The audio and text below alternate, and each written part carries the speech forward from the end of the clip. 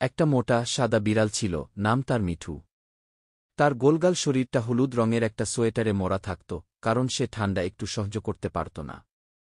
মিঠুর সবচেয়ে প্রিয় জিনিস ছিল স্ট্রবেরি। শুধু খাওয়া নয়, সে নিজেই স্ট্রবেরি চাষ করত। সকালবেলা মিঠু তার ছোট্ট বাগানে যেত, যেখানে লাল লাল স্ট্রবেরি ফলগুলো টুকটুক করে তার দিকে তাকিয়ে থাকত।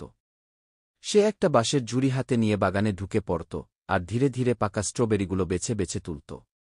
কখনো কখনো একটা স্ট্রবেরি মুখে দিত, আর মিষ্টি রসে তার গোল গালগুলো ফুলে উঠত।